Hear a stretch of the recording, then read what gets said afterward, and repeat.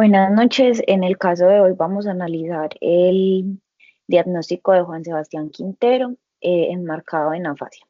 Juan Sebastián Quintero es un paciente con 16 años y el motivo de la consulta responde a los siguientes síntomas que vamos a enunciar. La primera consulta se realizó cuando Sebastián tenía 10 años y dentro de los síntomas que manifestaba su círculo familiar estaba que el chico hablaba con oraciones cortas o incompletas, en ocasiones decía oraciones sin sentido, tenía dificultad para expresarse a nivel del lenguaje corporal y dificultad para pronunciar algunas palabras específicas. Dentro de los antecedentes perinatales y postnatales, entonces se identificó en indagaciones con la madre específicamente que durante el embarazo tuvo un embarazo sano. Sin embargo, pues comunica que no tenía acceso como a una alimentación balanceada o muy nutritiva debido a una situación económica que estaban presentando. Adicionalmente, respecto a los antecedentes postnatales, se manifiesta que cuando el niño tenía 3 años sufrió un accidente con un golpe muy fuerte en la cabeza, lo que le genera de manera ocasional dolores de cabeza. Dentro de los antecedentes patológicos personales y familiares, en el análisis se identificó que por parte de la familia paterna se han diagnosticado 2 niños con patologías asociadas al lenguaje, y se observa también que dentro de la familia materna se han dado situaciones de suicidio a causa de cuadros de depresión graves. Bueno, dentro de los factores ambientales se encuentran que Juan Sebastián es hijo único, convive con su madre y con su abuela. Su padre murió cuando tenía 9 años y su madre trabaja como independiente. Juan Sebastián siempre estuvo acompañado por su abuela. Todo ese desarrollo académico lo ejerció en un colegio masculino donde en muchas ocasiones eh, sufrió de acoso escolar y rechazo debido a su timidez e introversión.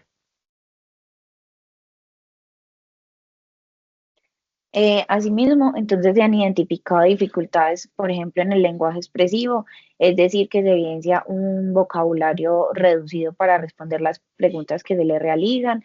Su comunicación suele ser muy plana, no parece transmitir emociones a partir de lo que habla. Y cuando, por ejemplo, se pide que narre una historia o un acontecimiento, tiene incapacidad para hilar la historia de manera coherente.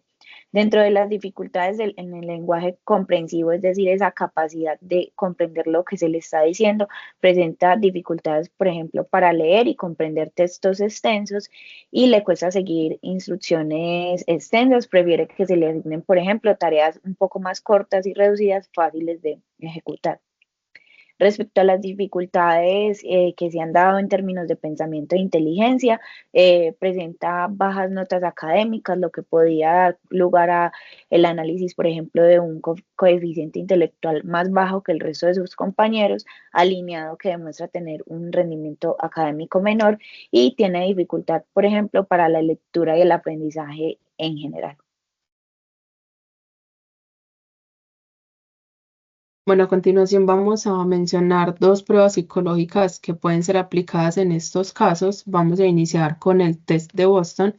Esta es una prueba que permite evaluar la presencia y severidad de la afasia, ya pues que es un trastorno del lenguaje y nos permite identificar las áreas del lenguaje afectadas. En este caso afecta la expresión oral, la lectura, la escritura, la comprensión auditiva. Este trastorno puede surgir a partir de un accidente cerebrovascular, enfermedades neurodegenerativas o lesiones traumáticas en la cabeza. Esta prueba la pueden realizar neuropsicólogos o patólogos del lenguaje. Los síntomas que nos va a permitir detectar viene siendo la fluidez del habla, es que no le permite tener conversaciones fluidas y cuando las tiene son conversaciones sin sentido, dificultad al pronunciar algunas palabras y cuando pronuncia estas palabras normalmente está pues como presentando errores. Tenemos la comprensión auditiva, que son dificultades para comprender el lenguaje de los demás, desde oraciones simples hasta conversaciones extensas. Tenemos también la repetición, que es la dificultad para repetir palabras u oraciones. Tenemos la lectura y escritura, es que al paciente le cuesta leer y comprender lo que está leyendo, por ende le es difícil escribir. También presenta la praxis oral, que es la dificultad para realizar movimientos con la boca sin emitir ningún sonido. Tenemos la conversación y narración, que es, le cuesta sostener conversaciones o contar alguna historia de manera organizada y que tenga lógica. Bueno, también tenemos el test de fluencia verbal, que esta prueba nos permite también evaluar la capacidad de una persona para producir palabras de manera fluida, rápida y organizada. Y a partir de esta prueba se puede determinar el nivel de deterioro cognitivo o la eficiencia lingüística del paciente. Este está compuesto de 3 áreas de fluidez. Está la fonológica, que consiste en las palabras que pertenecen a una categoría específica. También está la excluyente, que son palabras que no contienen una palabra determinada. Y la semántica, que son palabras que pertenecen a una categoría específica. Esta prueba también puede ser realizada por un neuropsicólogo o por un fonoaudiólogo. Los síntomas que esta prueba nos permite identificar es la poca producción de palabras. Pues, realmente el paciente emite una cantidad mínima de palabras. Afecta la memoria semántica y la capacidad para recuperar palabras. Las pausas frecuentes, constantemente en una conversación hace pausas o se demora mucho en iniciar una conversación. La repetición de palabras, constantemente está repitiendo palabras sin que se le haya pedido. Disomnias, que son la capacidad para nombrar o discriminar objetos. Errores fonéticos, que este viene siendo la incapacidad para producir correctamente los sonidos de las palabras. Y la producción excesiva de palabras, que es mención de muchas palabras que no siguen ningún patrón lógico. Aquí se pueden apreciar las dos pruebas, ambas pues tienen como conceptos diferentes, hablan más pues como de una conversación entre el paciente y la persona que está realizando la prueba. Partiendo de allí pues se puede como discriminar cuál es el nivel o la gravedad de este trastorno. En el caso del test de fluencia verbal pues podemos ver que la prueba es visiblemente sencilla, es como repetir palabras como con la misma descripción. Y bueno, ese sería pues como un ejemplo sobre las pruebas.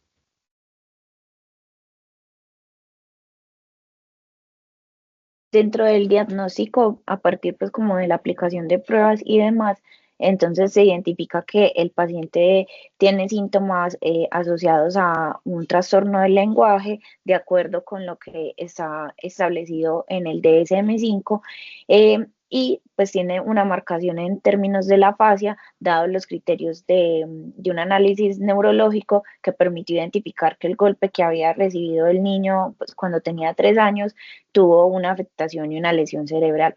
Dentro de los diagnósticos, pues los criterios del diagnóstico también se evaluó que presenta un vocabulario reducido, es decir, conocimiento, el poco conocimiento y el uso de las palabras, que tiene una estructura gramatical limitada cuando está, por ejemplo, haciendo textos escritos, y tiene un deterioro en el discurso dada su incapacidad para expresarse en diferentes ámbitos.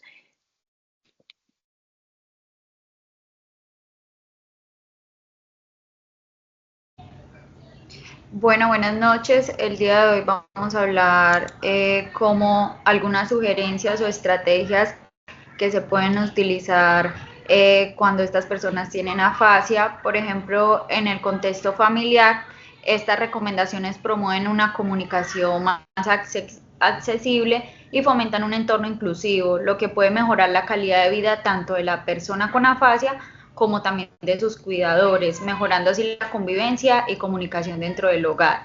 Aquí es muy importante tener una comunicación clara y simple, usar frases sencillas y pausadas para facilitarle así la comprensión. También fomentar la comunicación no verbal, apoyar el uso de gestos, expresiones y otras formas visuales de comunicación. Establecer rutinas constantes, crear una estructura diaria que brinde seguridad. También utilizar recursos de apoyo como incorporar herramientas como aplicaciones o imágenes para facilitar la expresión. Y también es muy importante la educación continua sobre la afasia, hay que mantenerse informado para así poder ofrecer un apoyo más efectivo al paciente. En el contexto social, podemos establecer una conversación natural, o sea, tratar al paciente como una persona adulta y hablar de forma adecuada. Evitar situaciones comunicativas con demasiadas personas hablando a la vez. Facilitar la lectura labial y la comprensión también.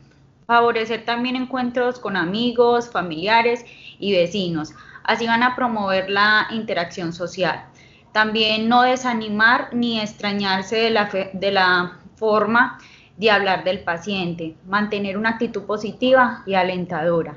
También permitir al paciente ser independiente, adaptarse a las capacidades de él y las limitaciones que él presenta como tal.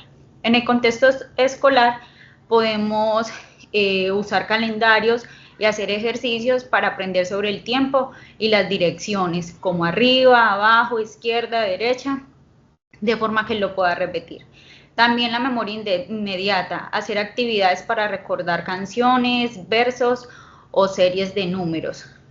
También podemos ayudarles a repetir palabras y frases con entonación y ritmo, emparejar palabras con dibujos, describir imágenes y la repetición, o sea, repetir palabras, sílabas y refranes populares. Esto les va a ayudar mucho también en la memoria. En la parte de la lectura, como aprender el abecedario y los sonidos de las letras, leer las sílabas y palabras con dibujos, también leer frases cortas. En cuestión de escritura, practicar escribir nombres, direcciones y vocales. Y en la parte de copia, copiar dibujos, letras, sílabas y frases. Estas como las estrategias que podemos utilizar en diferentes entornos con personas con afasia.